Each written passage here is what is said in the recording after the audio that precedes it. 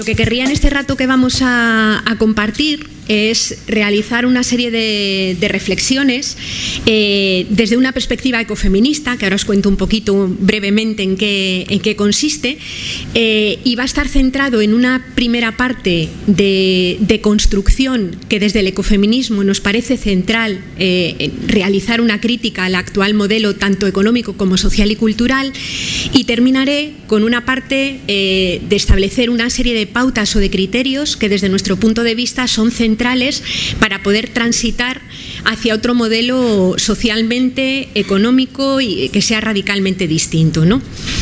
El ecofeminismo es una corriente de pensamiento y también una práctica política, es un movimiento activista que nace en los años 70, nace, como decía ayer Jorge, bajo la forma de ecofeminismos. Hay diferentes maneras de entender el ecofeminismo, y lo característico de todos los tipos de feminismos es que realizan una crítica radical al actual modelo y que exploran las sinergias, la riqueza conceptual y política que tienen ecologismo y feminismo, poniéndolos en diálogo, de tal manera que llegamos a establecer una serie de raíces comunes o causas comunes en el sometimiento de las mujeres en los sistemas patriarcales y en el sometimiento de la naturaleza en nuestro modelo de pensamiento occidental.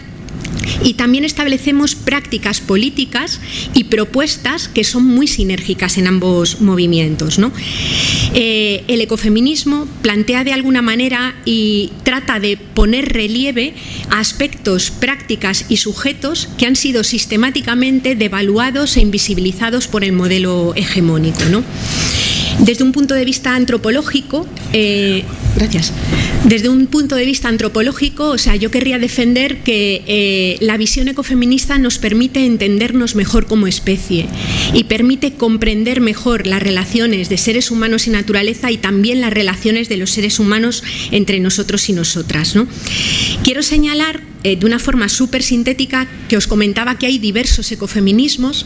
Yo me quiero referir como a dos vías diferentes que en muchos casos son complementarias para situarme en una de ellas, ¿no? Hay un ecofeminismo que se denomina esencialista, que de alguna manera defiende que las mujeres, por esencia, por su propia naturaleza y sobre todo ligado a la maternidad, están más conectadas de forma esencial con la naturaleza. Otro ecofeminismo defiende que esa ligazón, cuando existe de una forma construida, es decir, que es el hecho de vivir en sociedades patriarcales que asigna a las mujeres determinados roles y papeles en función de la división sexual del trabajo, la que hace que se produzca esta conexión. Yo me encuentro mucho más cómoda en esta segunda visión del ecofeminismo. Me da algunas veces un poquito de repelús la primera, aunque es verdad que hay algunas prácticas políticas derivadas de algunas visiones esencialistas, como son, por ejemplo, las de Vandana Shiva o de las mujeres de la India, que son tremendamente interesantes, a las que yo creo que hay que dar también un extraordinario valor, ¿no? Pero yo voy a hablar desde esta segunda visión más constructivista que os comentaba.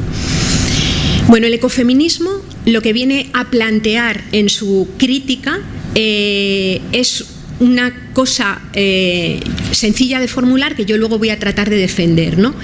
Y es que las sociedades occidentales, a partir de su modelo cultural y sobre todo a partir del nacimiento del sistema económico capitalista y el desarrollo de la economía, han construido una cultura y una forma de organizar la vida que sistemáticamente le ha declarado la guerra a los cuerpos y a los territorios.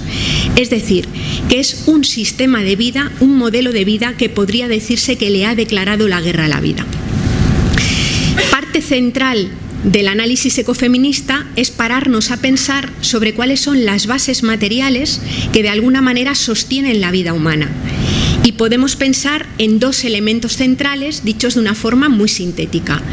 Somos seres ecodependientes, es decir, es absolutamente imposible pensar o plantearnos la vida humana al margen de los ecosistemas, al margen de la biosfera y al margen de la naturaleza.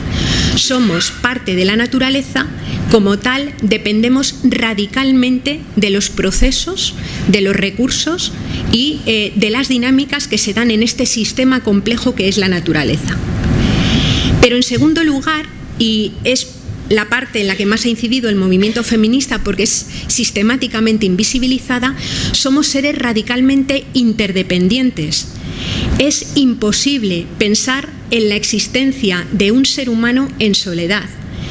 Desde luego, durante los primeros años de crianza, no podemos concebir en la supervivencia de una criatura si no es porque hay personas alrededor que le están dedicando muchísimo tiempo y muchísima energía a la supervivencia. Cuando pensamos en las personas mayores, nos es muy difícil entender una vejez que merezca la pena vivirse si no es porque hay personas que están alrededor de esta gente mayor sosteniendo cotidianamente su vida. En aquellos casos en los que haya personas que tengan diversidad funcional o alguna discapacidad fuerte, el apoyo para poder llevar vidas que merezcan la pena vivirse tendrá que ser a lo largo de toda la vida de esta persona. Igualmente en los momentos en los que estamos enfermas. Es decir, que a lo largo de toda la vida, pero sobre todo en algunos momentos del ciclo vital, la vida humana depende radicalmente del trabajo que otras personas nos dedican. Esta dependencia viene dada por el hecho de que los seres humanos somos seres que vivimos encarnados en cuerpos que son vulnerables, que es un gran elemento invisibilizado en nuestras culturas. Los cuerpos se envejecen, mueren y son finitos. Y por tanto, en su evolución, estos cuerpos vulnerables necesitan de este trabajo de otras personas que hay alrededor. Pues bien, en las sociedades patriarcales, por los roles que impone la división sexual del trabajo y no porque las mujeres estemos dotadas mejor genéticamente para poder realizar estas tareas de cuidados, estos trabajos son mayoritariamente realizados en un espacio privado invisible, que son los hogares, y son mayoritariamente realizados por mujeres. Luego entraremos más de lleno en este tema, ¿no? Lo que nos encontramos es que en ambos ámbitos de dependencia material, ya sea en la ecodependencia y en la interdependencia, hay límites. Y esto salía ayer en las ponencias de forma recurrente, la existencia de un planeta físico que tiene límites, ¿no? En un planeta físico que tiene límites, nada se puede plantear crecer de forma indefinida. Ni un bosque de robles, ni un arrecife de coral, ni una ciudad, ni por supuesto el conjunto del sistema económico capitalista. Ni el superhámster que nos decía. Ni siquiera el superhámster de Víctor. Nada puede plantearse crecer de forma ilimitada. Pero igual que existen límites en la naturaleza, existen límites asociados a la vida encarnada en cuerpos vulnerables. Los límites a la vida humana los marca la propia muerte, es decir, que ya existe una finitud de los propios cuerpos y existen también límites en las capacidades y en los tiempos de las personas para cuidar de la vida humana. Pues bien, resulta que hemos construido un sistema económico sobre el que hemos hablado estos días que no conoce límites, que necesita crecer de forma permanente y continua, y esto nos somete a una contradicción importante, ¿no? ¿Cómo hemos podido llegar a esta situación? ¿Cómo hemos podido construir un modelo social y cultural que permanece ajeno e invisibiliza precisamente aquello que le permite estar vivo? Pues ahí es donde quería hacer una revisión sintética. Yo lo voy a centrar en 3 aspectos que me parecen fundamentales, que creo que sostienen el armazón ideológico, que sostienen y de alguna manera modulan este sentido común con el que las personas miramos cotidianamente, entendemos lo que pasa en el mundo y actuamos en él. El primer elemento al que me quería referir, que salía ayer, Jorge lo planteaba en su intervención por la mañana, ha sido un aspecto muy trabajado por el movimiento feminista desde sus inicios, ¿no? Y ha sido cómo la cultura occidental ha crecido y se ha desarrollado instalada en una mirada dual sobre el mundo, en una mirada que entiende lo que nos rodea en términos de pares de opuestos. Me explico. La oposición que existe entre la cultura y la naturaleza, o la oposición que existe, por ejemplo, entre la mente y el cuerpo. Estas oposiciones, esta visión dual, que no nace obviamente con el capitalismo, sino que ya preexistía, sí que se ve de alguna manera consolidada y legitimada durante el nacimiento de la ciencia moderna y los años posteriores. Y a pesar de haber sido contestada por la propia ciencia, sigue estando muy vigente, ¿no? El ser humano occidental es prácticamente el único que ha elevado un muro infranqueable entre él y el resto del mundo vivo. Jorge, en La habitación de Pascal, lo llamaba que ha creado un abismo ontológico, ¿no?, entre la propia concepción de los seres humanos y el resto de la naturaleza. ¿Os acordáis? Descartes planteaba una división profunda entre el sujeto pensante y el mundo pensado, es decir, establecía una diferencia entre la persona que estaba reflexionando, pensaba y trataba de saber cómo era el mundo y el mundo que le rodeaba, ¿no? En aquel momento, en aquel modelo de pensamiento, se establecen también algunas visiones sobre lo no humano que adquieren categoría, digamos, de científica, ¿no? Es el momento en el que, por ejemplo, Descartes formula que los animales no humanos son como autómatas, son como máquinas que están sujetos a unas leyes físicas de intercambios de partículas o leyes que de alguna manera regulan el funcionamiento de esa maquinaria, ¿no? Descartes, en algunas de sus obras, llegaba a justificar los gritos, por ejemplo, de los animales viviseccionados, ¿no? Y decía, gritan del mismo modo que chirrían los goznes de una maquinaria cuando está funcionando, ¿no?, tratando de justificar la visión esta de autómata. Claro, esta visión de máquina o de autómata de la naturaleza y de lo no humano está muy relacionada con la lógica de sometimiento y dominio con el que crece la ciencia moderna. Bacon decía, la ciencia es el poder. El objetivo de la ciencia es dominar la naturaleza, decía él, y someterla hasta sus fundamentos, decía textualmente en sus Principia, ¿no?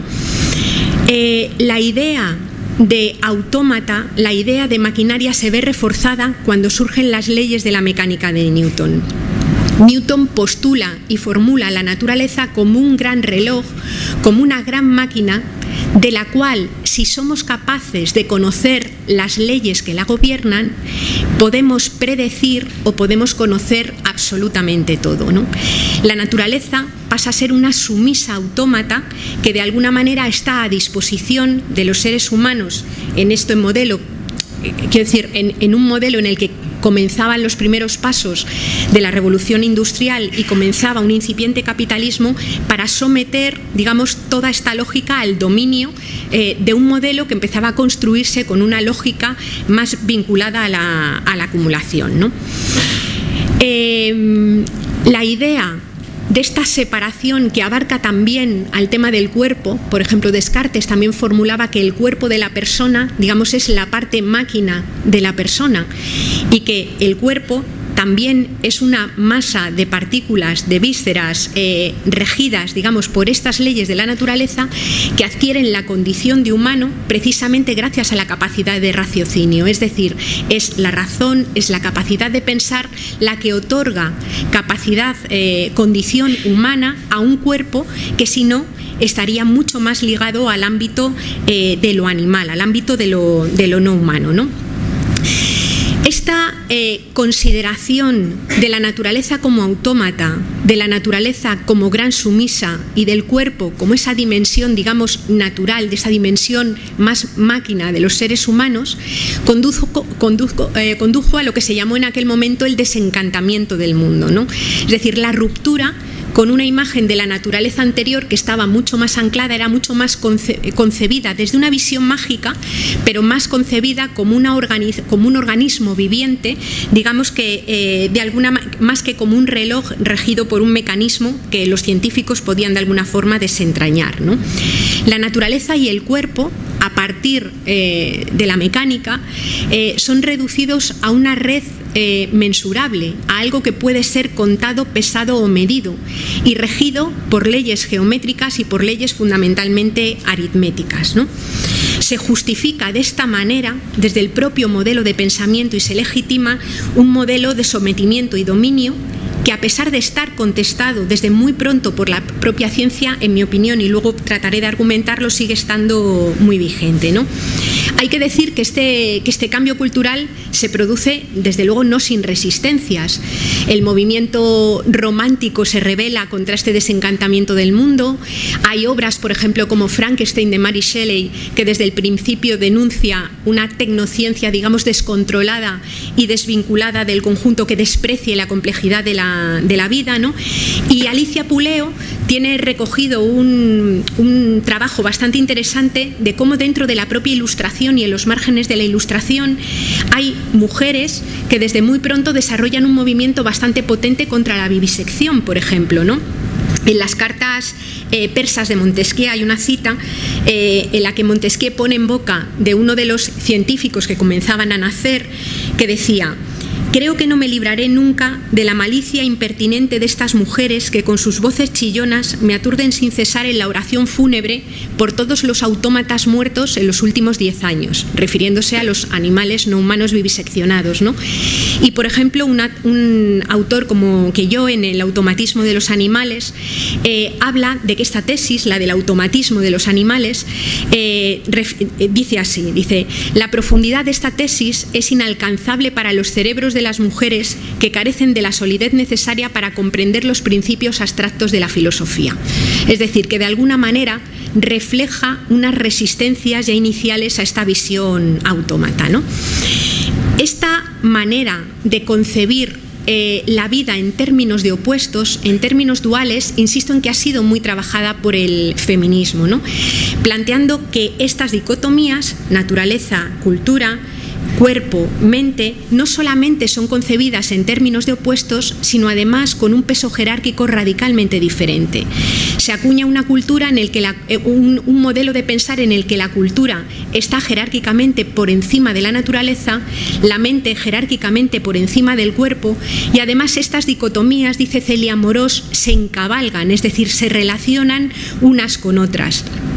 Y en sociedades que son patriarcales, la cultura y la mente son desde el principio asociadas a los valores o a los modos y estilos de vida masculinos, mientras que la naturaleza o el cuerpo, por además la conexión que tiene la mujer en su ciclo de vida con la maternidad, con el parir y con estar sujeta de una manera más visible a esos ciclos naturales, ¿no?, son relacionadas con las mujeres, de manera que se colocan jerárquicamente por encima, y dice Celia Amorós, no solamente están por encima, sino que se toma la parte por el todo. Es decir, la cultura, la mente o lo masculino como sujeto abstracto y universal se colocan invisibilizando los otros aspectos de las dicotomías, ¿no?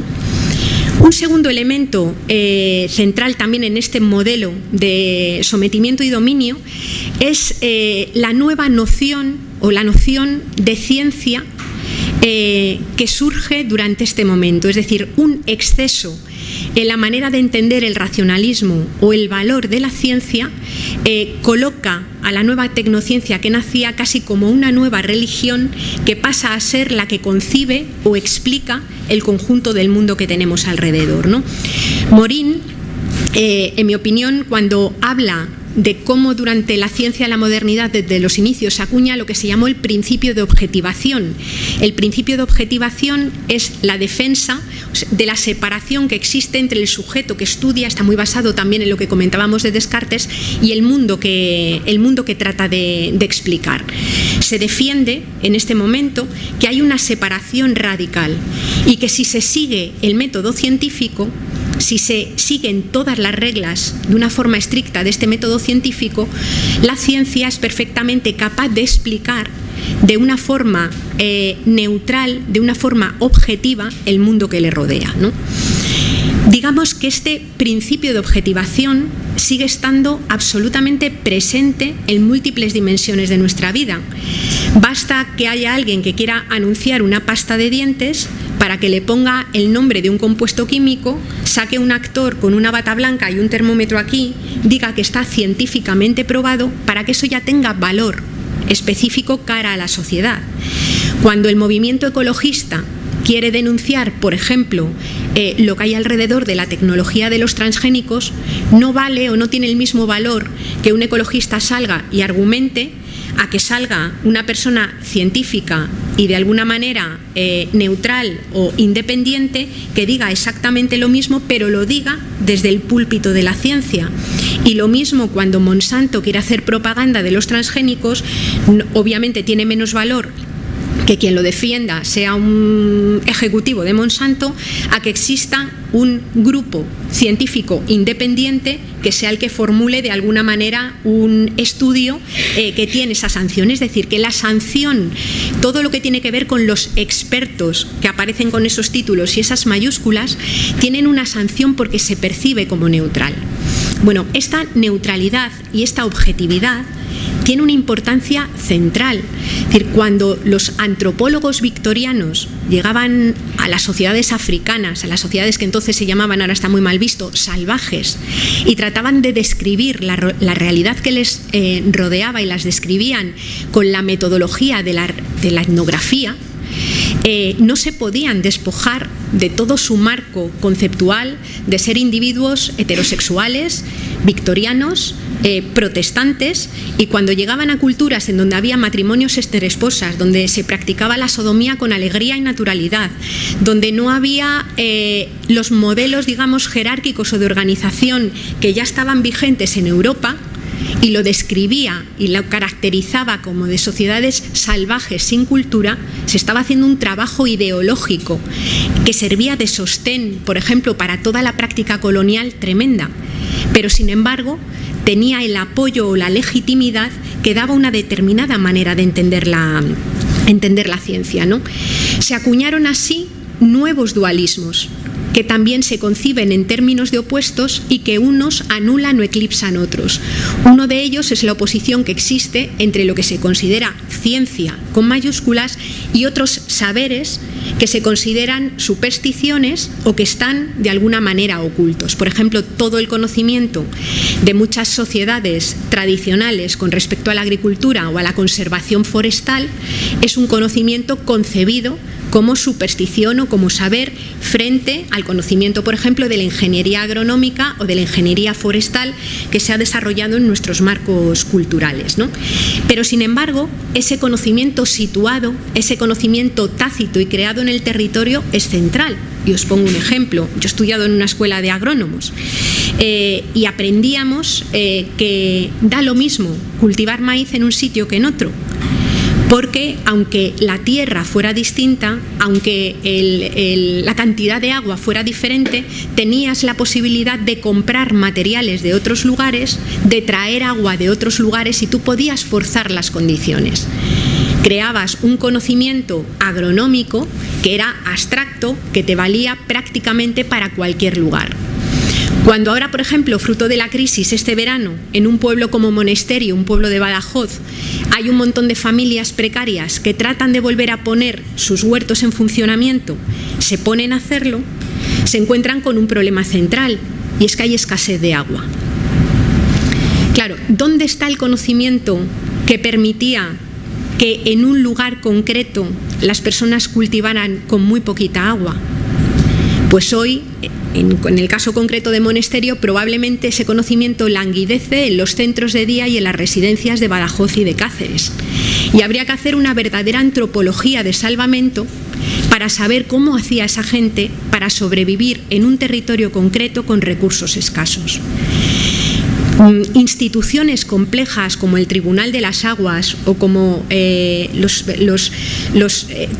todas las instituciones culturales que han existido históricamente para gestionar recursos escasos y para distribuirlos, es un conocimiento creado en el territorio que no puede nacer en un lugar porque está ligado a las características de esos territorios, que es central en momentos de escasez o en momentos de supervivencia, ¿no? Por eso Elinor Ostrom, que es prácticamente la única mujer que ha tenido un premio Nobel la única, que ha tenido un premio Nobel de Economía y cuya obra cuesta que se traduzca un montón y cuando se traduce, claro, se agota y no hay quien la pille, cuando hablaba de los bienes comunes, caracterizaba los bienes comunes no solo como el bien en sí, no es solo el agua, no es solo la producción forestal, sino que llamaba bien común al agua y a todo el repertorio de prácticas culturales que de alguna manera permitía gestionarlo. El bien común es todo, es naturaleza y es cultura. El bien común es de alguna manera toda esa práctica política que va asociada también al manejo o al uso de los recursos que están ligados a la naturaleza, ¿no? Por tanto, esa mirada tecnocientífica, de alguna manera reduccionista, que luego, como veremos, ha sido totalmente superada por la propia ciencia, en mi opinión, ha hecho también de palanca en este modelo acelerado de destrucción y de sometimiento. Y el tercer elemento que quería, bueno, antes de pasar al tercer elemento, sí quería decir que toda esta manera mecánica, reduccionista de concebir la ciencia que nace durante la modernidad se ve superada prácticamente en los años siguientes. El principio de incertidumbre de Heisenberg, por ejemplo, muestra que cuando se observa modificamos lo observado.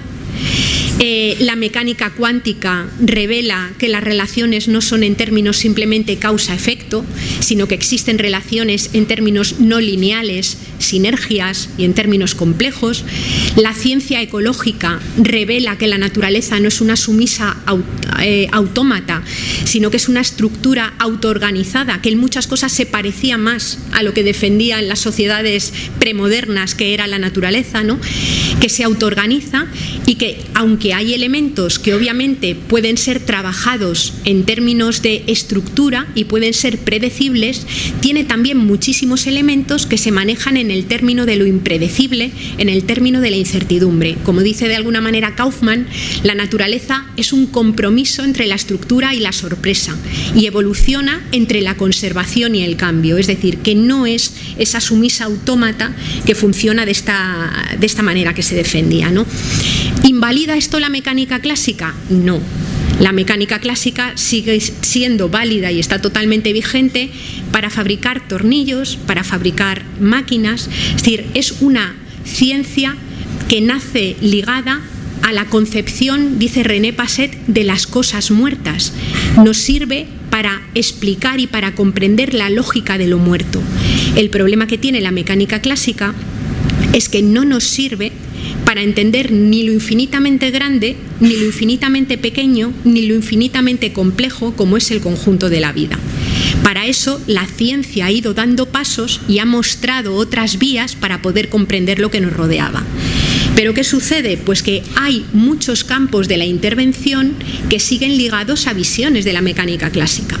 Y todavía hoy muchos ingenieros de caminos salen de la facultad creyéndose que un río es una especie de tubería de agua a la cual le metes y le sacas litros como te sale de los pies. O, por ejemplo, podemos salir de una facultad de ingeniería agronómica entendiendo una vaca como si fuera un montón de chuletas corriendo a la cual tú le metes comida por un agujero, intentas que salga lo mínimo por el otro y entre medias eso se va convirtiendo en materia grasa, en proteínas y tal, que es lo que luego llevamos al mercado. Es decir, que existe una concepción en muchos casos muy mecánica en los ámbitos de mayor intervención, en los ámbitos más duros de la tecnociencia. En segundo, quería entrar, habíamos hablado de la concepción dual y del papel, digamos, de la ciencia como nueva religión, es decir, entiéndase que a mí me parece que la ciencia es una institución absolutamente central. Estoy hablando de los excesos de una tecnociencia que sigue anclada y apoyada en visiones que son míticas, que no son así, que están contestadas por la propia ciencia, ¿no? Pero el último elemento al que me quería referir, que funciona también como palanca de dominio, es, y ha sido muy trabajado en estos días pues, en las exposiciones tanto de Jorge como de Óscar, como la de José Manuel, ¿no? Es en el papel que ha cumplido la economía convencional y las bases míticas en las que se sostiene en lo que tiene que ver con estas bases materiales que sostienen la vida, ¿no? Y quería destacar algunos elementos que son parte constitutiva de esta economía convencional y que han provocado una transformación radical en la manera de entender la ecodependencia y la interdependencia, ¿no? En primer lugar, y ha sido muy destacado estos días, yo no me voy a detener, el reduccionismo que supone medirlo todo con la vara del dinero, es decir, existe una reducción del concepto de valor al concepto de precio. Y eso lo que hace es hacer desaparecer del campo del análisis económico una parte importantísima de los procesos, dinámicas, bienes y trabajos que sostienen cotidianamente la vida. Desde luego, dejan de formar parte del campo, por ejemplo, del análisis económico, la polinización, el ciclo del agua, el parir, una vejez que merezca la pena vivirse, y una buena parte de todos estos ciclos que forman parte y sostienen cotidianamente la vida humana. Todo eso no tiene precio.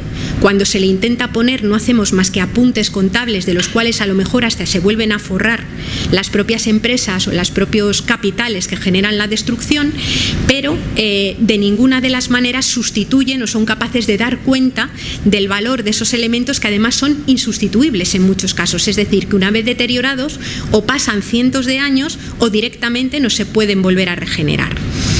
Un segundo elemento que está muy acompañado con esta consideración o esta reducción del concepto de valor al concepto de precio es la transformación que se produce en la noción de producción.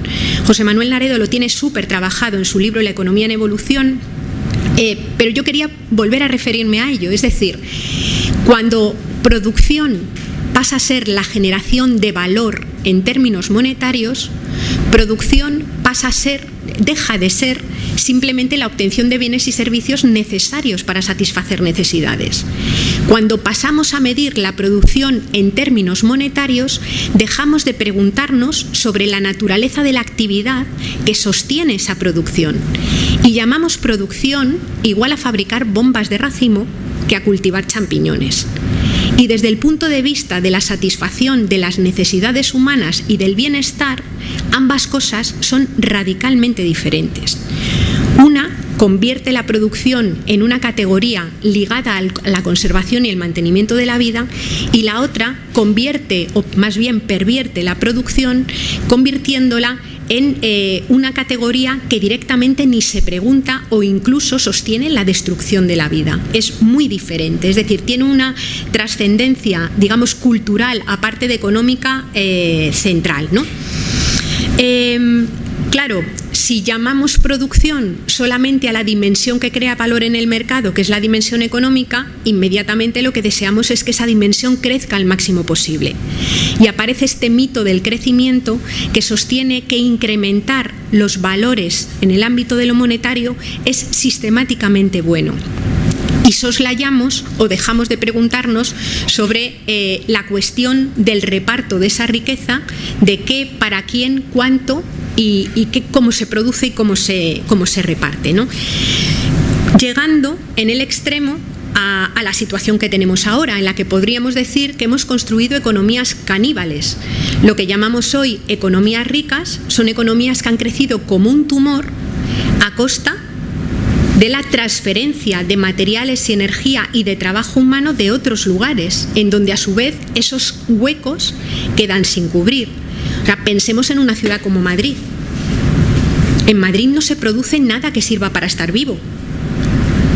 Y sin embargo, sistemáticamente tenemos que traer de fuera energía, materiales, la alimentación, sacar fuera los residuos que generamos. Y una ciudad como Madrid ahora mismo además toma el área de influencia urbana de varias provincias que hay alrededor, gracias a elementos del progreso como son los trenes de alta velocidad, las autopistas. Y ahora mismo tenemos de esos 7.000 millones de personas que hay en el mundo, una parte importante, dicen que casi la mitad, en ciudades, digamos, viviendo en macrociudades. Es decir, el sistema económico lo que ha hecho ha sido posibilitar aumentar la capacidad de carga de algunos territorios, es decir, la cantidad de gente de una sola especie, la nuestra, en esos territorios, a costa de una transferencia constante, de un flujo de energía constante y de una transferencia constante de los stocks de minerales. Es decir, que por ello es por lo que digo que son economías caníbales, porque son economías que crecen y se sostienen a costa de otros cuerpos y de otros territorios, ¿no? La transformación de la economía en el ámbito de la producción mercantil, es decir, la reducción de lo económico a la esfera de lo que tiene precio, a la esfera de lo que se compra y se vende, a la esfera de donde operan las agencias de rating o la prima de riesgo, es decir, aquello que se ve, lo que ha hecho ha sido crear también nuevos dualismos que están totalmente instalados, ¿no? La esfera de producción mercantil consigue que se acuñe una nueva noción de trabajo. Digamos que cuando el modo de producción era doméstico, el espacio de producción era el doméstico, y no me refiero obviamente a la casa nuclear o a de la casa unitaria de familia nuclear de ahora, sino al espacio doméstico que integraba las huertas, el molino, incluso las sepulturas donde iban a enterrar a la gente de una determinada comunidad doméstica. Digamos que eso era un continuo en el que no había una distinción grande entre lo que era producción y era reproducción. Claro, cuando pasa a ser el entorno de producción mercantil el que forma parte del campo del estudio económico en esta nueva visión de la economía, lo demás pasa a ser otra cosa. Empezamos a llamar trabajo al trabajo remunerado de la esfera mercantil que se realiza a cambio de un salario, y todas esas tareas que se encargaban de cuidar de los cuerpos vulnerables o de sostener cotidianamente la vida humana pasan a ser ni llamadas. Con el tiempo se empieza a llamar reproducción, pero lo característico es que pasan a ser consideradas no trabajo y pasan a estar además recluidas en un espacio que no es el espacio público de la economía, el que tiene reflejo en el mundo de los valores monetarios, sino que es un espacio privado que, por no medirse con la vara del dinero, pasa a ser invisible. Pasamos a hablar de producción para referirnos a la producción en el mundo de la generación de valor monetario, y pasamos a llamar reproducción a todas esas tareas sin valor económico que se realizan fuera de la lupa, fuera del mundo visible de lo monetario, ¿no? Y además construimos un marco de derechos económicos y políticos que están ligados al mundo visible del trabajo remunerado. Es decir, en nuestra cultura tienes derecho a pensión, tienes derecho a protección en situaciones de vulnerabilidad como es el desempleo, a partir de la participación en ese mundo del empleo remunerado. Si no participas en ese espacio, tu protección social, digamos que la red de solidaridad pública, está ligada a tu relación o a tu dependencia, digamos clásicamente a través del matrimonio, por ejemplo, con la persona que sí formaba parte de ese espacio. Es decir, se articula un modelo que desde el feminismo señala la distinción del modelo de hombre ganador del pan y mujer, digamos, ángel del hogar, que se ocupa de todas estas tareas de reproducción, ¿no?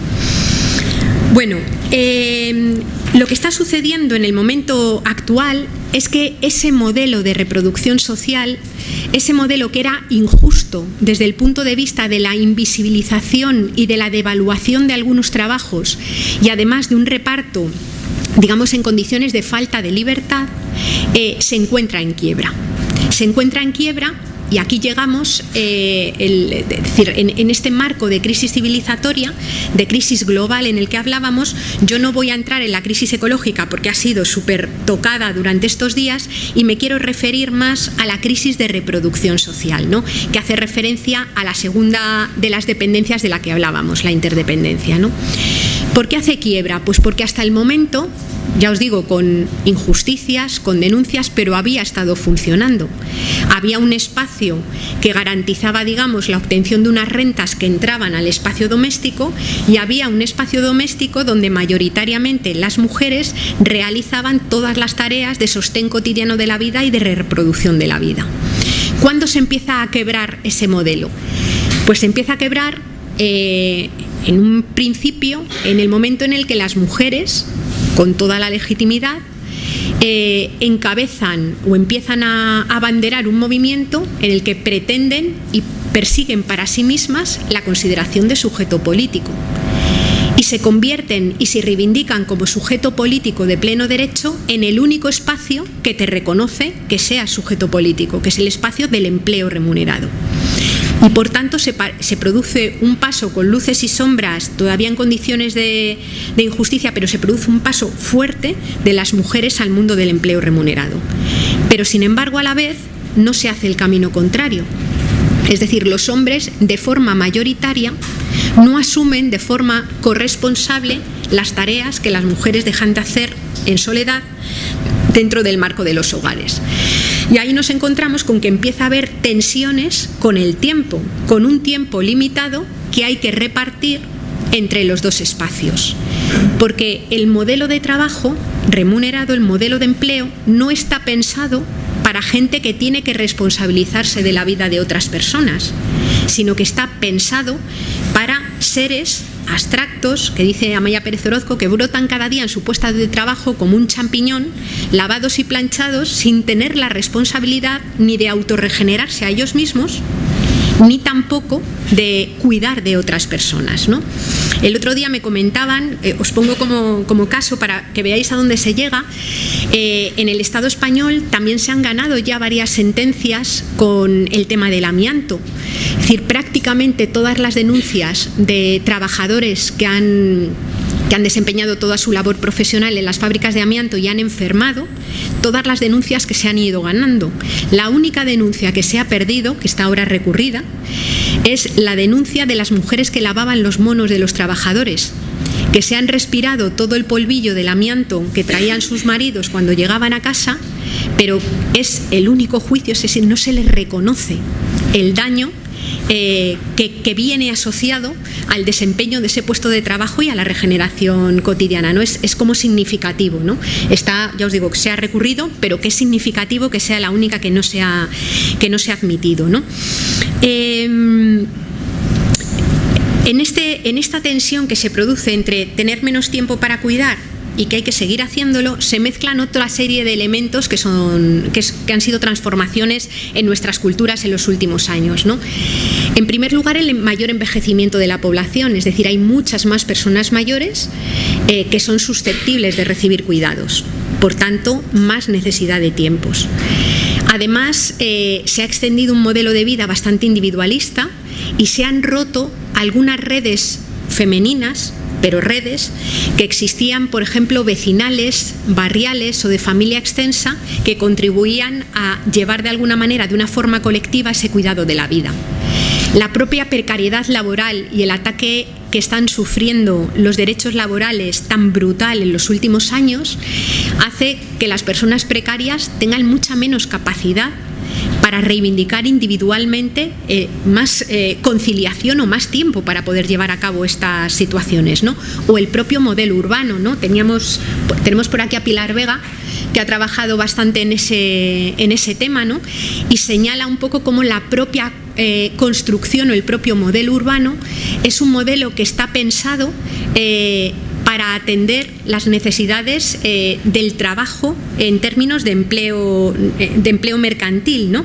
Pero sin embargo la ciudad no está pensada para atender las diferentes dimensiones de la vida humana, donde las personas tienen que cuidar a sus familias, tienen que hacer la compra, tienen que llevar las criaturas al colegio, tienen que ir a trabajar, y todos esos espacios se han alejado de una forma impresionante. Hace falta más tiempo, ¿no? Por tanto, se produce ahí una tensión cada vez más grande entre la necesidad de desarrollar unas tareas y unas labores que no se pueden dejar de hacer, que son las del cuidado cotidiano de los cuerpos vulnerables, y sin embargo un modelo social, económico y político que cada vez lo pone más difícil.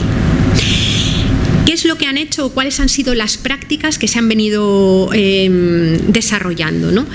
Pues en primer lugar se acudió a lo que llama el feminismo transferencia generacional de cuidados, que es básicamente la aparición de la explotación de las abuelas.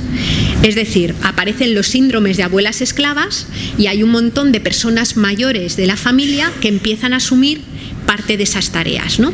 Y el segundo elemento es un elemento de mercado, básicamente. Mujeres que por su situación de clase pueden transferir parte de esos trabajos, contratan a otras mujeres que por su situación de clase venden su fuerza de trabajo para realizarlos.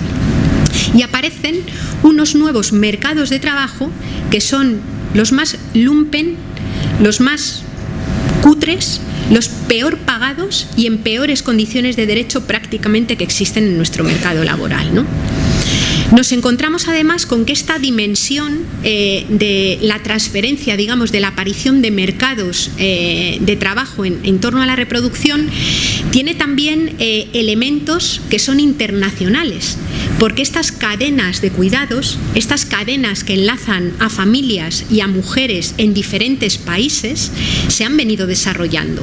Si hoy miramos de dónde viene una buena parte de las mujeres que cuidan a nuestros mayores y a nuestros niños, nos damos cuenta que se produce una transferencia de tiempo de trabajo de los mismos lugares que vienen las materias primas, la energía que sostienen nuestro metabolismo económico, en unas cadenas transnacionales de cuidados que se sostienen sobre la explotación. O sea, es significativo que un ejecutivo de Repsol que va a trabajar a Bolivia se vaya con todos los honores, le paguen sus dietas, le paguen el viaje, el alojamiento y le traten muy bien, y una boliviana que viene a cuidar un viejito, por ejemplo, a Madrid, si tiene suerte, le han hecho un contrato por el sueldo mínimo interprofesional. Pero además, legalmente del sueldo, si es interna, le pueden detraer hasta un 30% en concepto de alojamiento y manutención. Y además, su trabajo y su cotización no le da derecho a cobrar la prestación por desempleo si se queda parada. Es decir, que se muestra de forma clara que un trabajo que es absolutamente imprescindible para sostener la vida físicamente y desde luego con condiciones de bienestar es un trabajo invisibilizado, devaluado, despreciado y mal pagado, ¿no? Sobre esa forma de concebir y de valorar los trabajos es sobre lo que se construye nuestra economía. Por eso, tanto la economía feminista como antes la economía ecológica coinciden en representar el sistema económico capitalista con la forma del iceberg que ponía antes Víctor Viñuales, ¿no? En la parte que asoma, en la parte que todos podemos ver, está el mundo de lo que se compra y de lo que se vende, de las acciones, de las agencias de rating, de todo lo que tiene reflejo en los mercados. Pero debajo, sosteniéndose y destruyéndose a una velocidad impresionante, está lo que lo sostiene. Están los flujos de energía, están los stocks de materiales, están las dinámicas de la naturaleza y está la incautación de una cantidad ingente de horas de trabajo que mujeres en todo el mundo realizan de forma no libre al servicio del capital. Por eso Jorge, a mí me pareció muy sugerente en el posfacio del libro del imposible capitalismo verde de Daniel Tanuró, decía que esta incautación de horas de trabajo que se realiza podía ser casi entendido en términos de una plusvalía en forma de tiempo social que el capital se incauta para ponerlo al servicio de su propia reproducción. Es decir, que el patriarcado no solo, pero también tiene una dimensión de análisis que le conecta bien, a mi juicio, con la lucha de clases, ¿no? Este proceso de digamos, de sometimiento, de convertir a las personas y a la naturaleza en mercancías y de someter y esconder la ecodependencia y la interdependencia, no ha sido un proceso pacífico nunca. Es decir, ha sido un proceso tremendamente violento, ¿no? Y yo creo que es muy interesante el análisis que hace Silvia Federici en el libro Calibán y la bruja, cuando realiza una revisión muy compartida en muchos de sus elementos con la que había hecho Marx de todo el proceso de acumulación originaria, incorporándole también esta dimensión feminista, ¿no? Digamos que en el momento de acumulación originaria lo que vemos es un proceso de cercamientos, es decir, de expropiación o apropiación por el capital de los comunes y expulsión del campesinado de los territorios. Vemos un proceso de proletarización, es decir, de crecimiento de masas de personas poseídas de medio de vida. Vemos un proceso de colonialismo, es decir, el crecimiento se sostuvo a costa del expolio de otros territorios, pero vemos un proceso también de crecimiento de la explotación contra las mujeres y de tremenda misoginia. Silvia Federici relaciona todo el proceso de quema de brujas de la parte final de la Edad Media con las resistencias ante unos modos de vida y con la necesidad de poner a las mujeres a parir hijos para las nuevas fábricas que necesitaban mano de obra, en un momento en el que las grandes pestes habían diezmado la población en Europa, ¿no? El proceso, de alguna manera, de sometimiento de las mujeres va en dos líneas. Por una parte, la exaltación de los valores esenciales de la maternidad. Comienzan a aparecer montones de pinturas de vírgenes lactantes, la imagen de la madre amante y sacrificada. Y por otro lado, la criminalización de las que no se querían someter. En aquel momento, las brujas, mujeres que de alguna manera se rebelaban contra el orden establecido.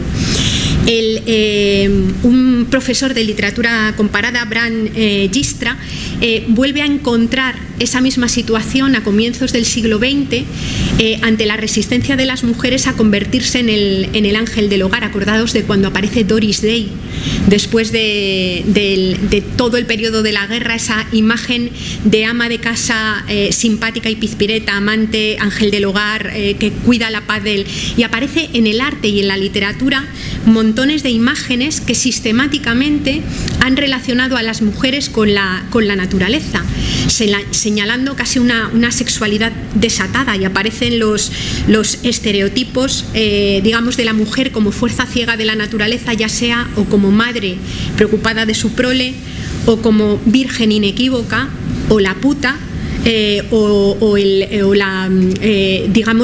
la bruja o la loca, ¿no? Esto ha estado presente también a lo largo del tiempo. Y si nos fijamos en el momento actual, nos volvemos a encontrar dinámicas parecidas y declaraciones, por ejemplo, como las de Javier Arenas, resaltando lo bien que cuidamos las mujeres y la crisis de cuidados tan grande que se ha producido cuando las mujeres salen al espacio público, o declaraciones como las de Gallardón, hablando del derecho de las mujeres a ser madres. Encontramos a Merkel, por ejemplo, dando cheques a las madres para que se queden a cuidar en casa y retirando un poco todo el dinero público de las escuelas infantiles. Y a la vez nos encontramos con la Conferencia Episcopal sistemáticamente ya hablando de la ideología de género, llamando locas a las feministas o feminazis. Es decir, que ambas formas, de alguna manera, de criminalizar por un lado o de exaltar los valores que le son funcionales al patriarcado y al capitalismo, permanecen están de forma permanente, ¿no? Desde un punto de vista ecofeminista, si pensamos en cómo transformar culturalmente y políticamente esta sociedad en estos procesos de transición, nos planteamos, claro, hacia dónde transitar, ¿no? Y yo ahí quiero retomar un poco lo que planteaba Ramón Fernández Durán, ¿no?, cuando hablaba de la necesidad de transitar a sociedades socialistas, ecológicas, antipatriarcales y alegres. Ese es nuestro punto, de alguna manera, nuestro punto de llegada. Y para llegar ahí, yo estoy bastante de acuerdo con lo que planteaba Jorge el otro día, que hay un elemento cultural y de autoconstrucción como cultura, no me refiero como individualidad, que también, muy importante, ¿no? Un elemento central es volver a resituar a los seres humanos como parte de la naturaleza. O sea, es absolutamente fundamental. No digo que nos vayamos a convertir en personas que tengan un talante más biocéntrico y que hablemos de la hermana bacteria, pero sí al menos asumir la dimensión absolutamente ecodependiente de la vida humana, ¿no?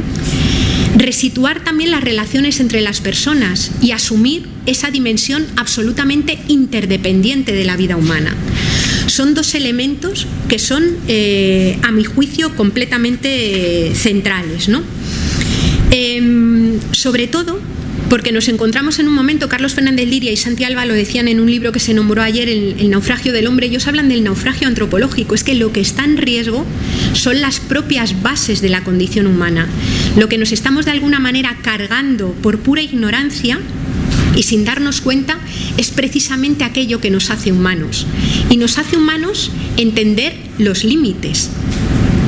Los límites de la naturaleza no son una opción ni una apuesta ideológica, son un dato.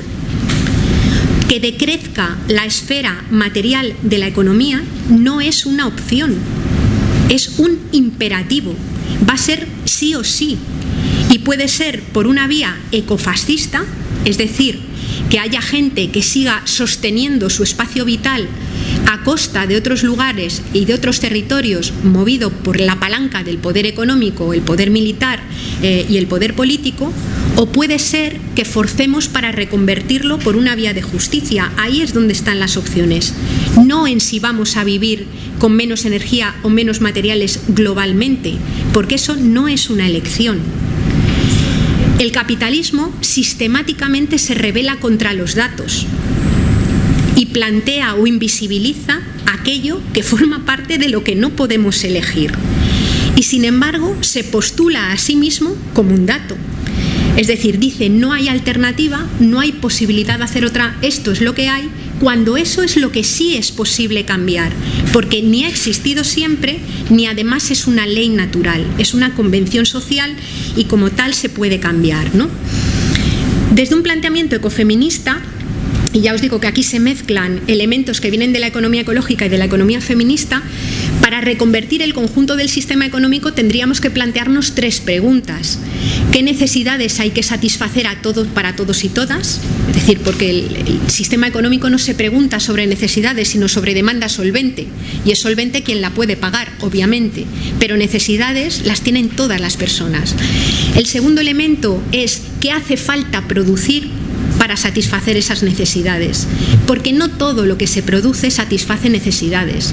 Es más, hay cosas de las que llamamos producción que impide que gente satisfaga sus necesidades o que crea situaciones que ponen en verdaderos aprietos a las personas.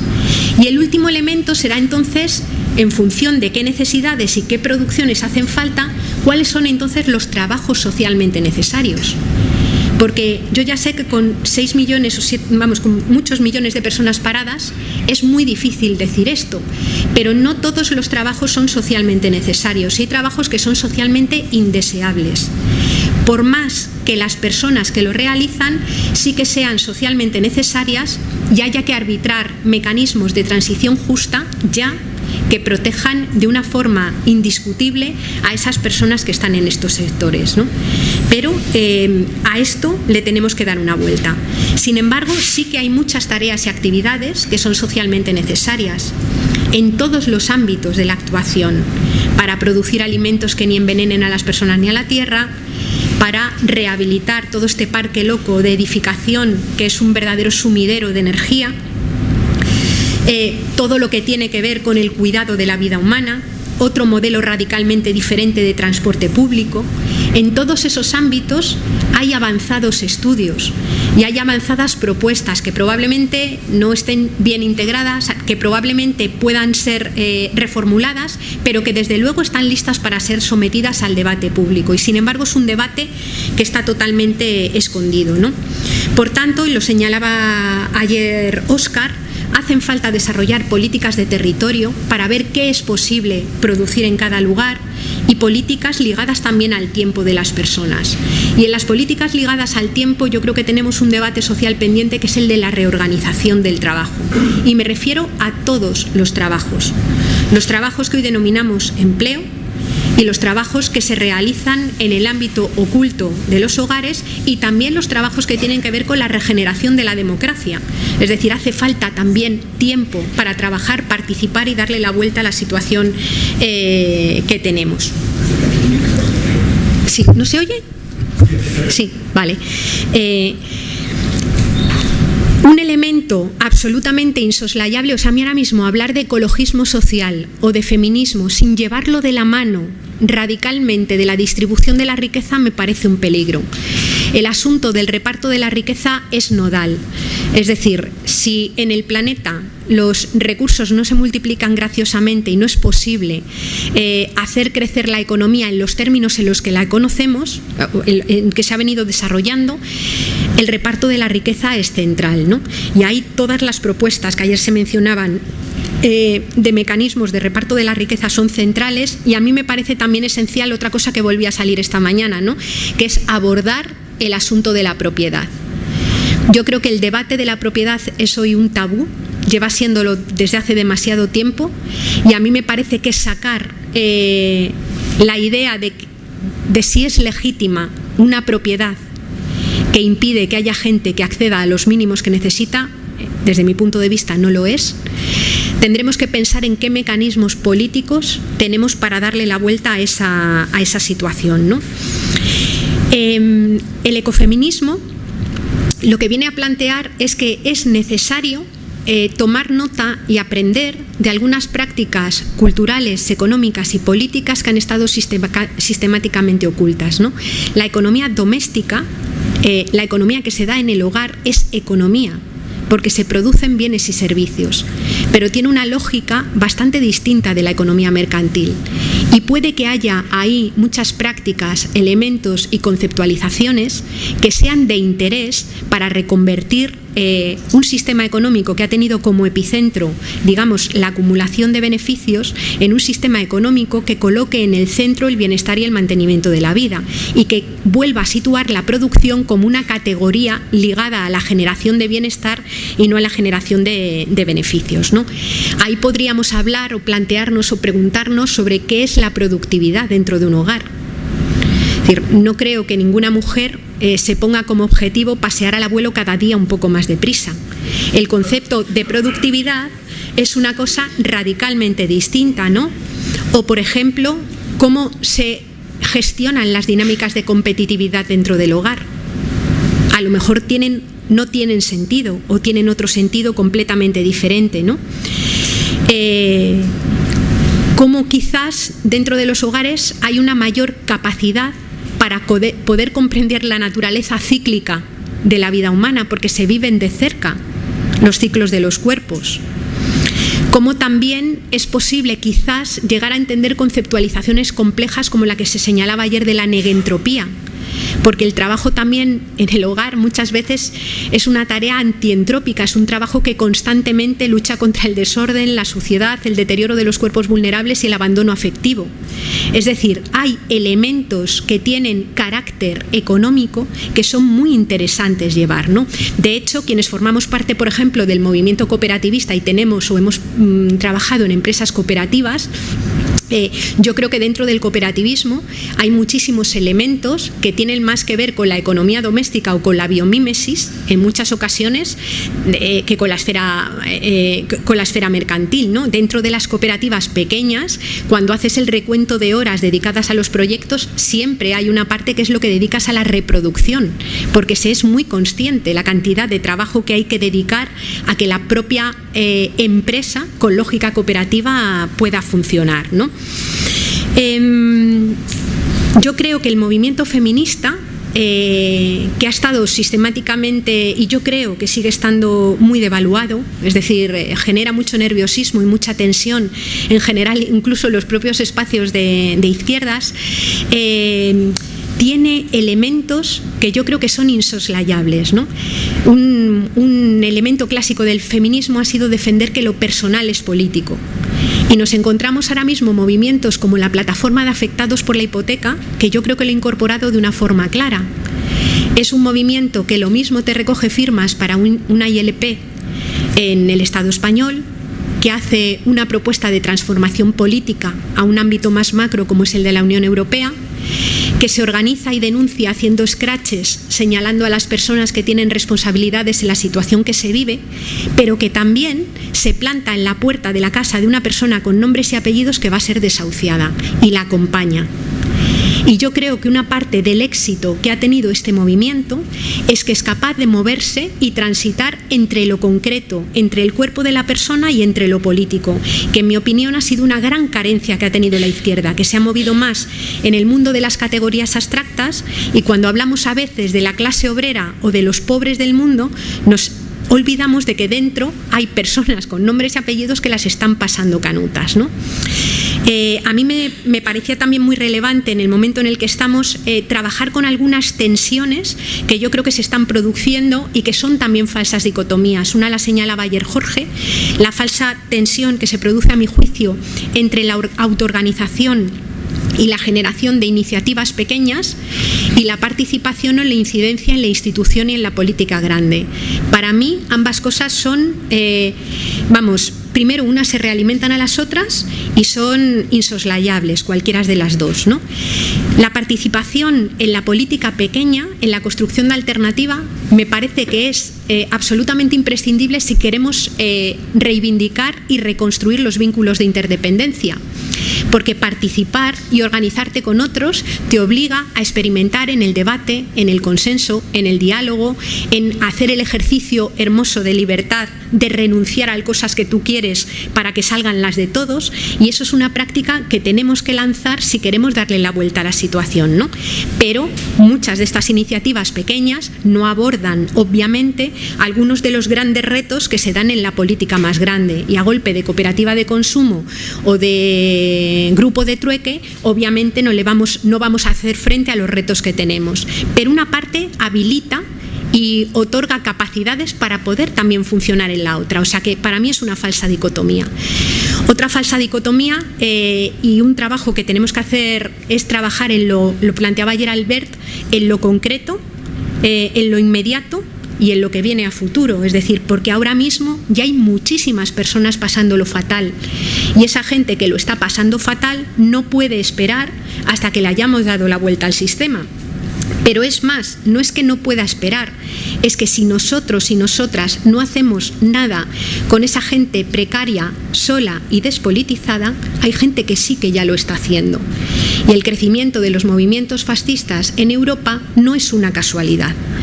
El fascismo es un movimiento que siempre crece impulsado por arriba, pero que se extiende por abajo, y se extiende donde la gente se siente sola, tiene miedo y está precaria. Y la única vacuna que existe contra el fascismo, en mi opinión, es la solidaridad. Por eso, por ejemplo, iniciativas como la Red de Solidaridad, que se ha creado muy recientemente en Madrid, está teniendo un tirón y una extensión impresionante. Si conecta mejor un fascista con una señora que no puede pagar la bombona de butano que cualquiera de nosotros y nosotras organizados en movimientos sociales, vamos apañados.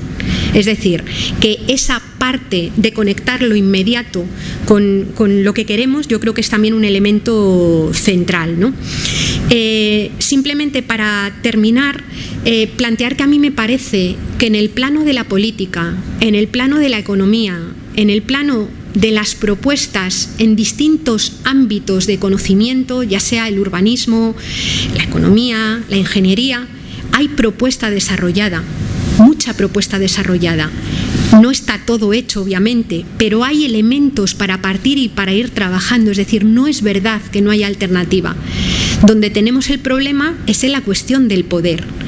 Y nos encontramos con que vivimos en un sistema democrático de nombre, en el cual no es ya que el poder económico esté sometido al poder político, es que es el mismo. Es que la política de puertas giratorias de los ministros o presidentes de gobierno que hoy son gobernantes y mañana son accionistas de las energéticas o de una gran empresa de comunicaciones es una vergüenza y es un deterioro y una descomposición brutal del sistema democrático. Y ahí el trabajo... Yo ayer me sentía muy identificada con lo que planteaba Joan Benach cuando hablaba de estas redes casi de trabajo casa por casa, ¿no? Es casi un trabajo de misioneros, porque es un momento en el que yo creo que hay una recepción extraordinaria, como no la ha habido antes, a propuestas de cambio y de transformación, pero es un momento también en el que el desequilibrio de poder en las formas de llegar es enorme, ¿no? Y ese trabajo a mí de base me parece que es un trabajo esencial, ¿no? Por tanto, yo lo que plantearía es que sobre todo es un tiempo para no estar solos ni solas, o sea que las personas tenemos que estar articuladas en movimientos vecinales, partidos políticos, grupos ecologistas, grupos de amigas, asambleas de barrio de base, con esa mirada también global, pero sobre todo la clave es que es un momento en el que no se puede estar sola, ¿no? Santi Alba, cerrando una charla, contó un elemento de una, que ahora mismo no recuerdo muy bien en qué libro estaba, pero era uno de los mitos clásicos griegos, ¿no? En un momento en el que los seres humanos estaban peleando como locos y compitiendo unos con otros, ¿no? Uno de los dioses menores le llega a Zeus y le dice que qué le puede dar para que pueda ayudar a las personas, ¿no? Y Zeus le da dos cosas, le da la vulnerabilidad y le da la interdependencia. Y dice que a partir de ambos elementos, del hecho de que los seres humanos seamos vulnerables y estemos obligados a ser interdependientes y a conectarnos unos con otros, es la única posibilidad de darle la vuelta a esta apisonadora que en este momento está pretendiendo pasarnos por encima. Gracias.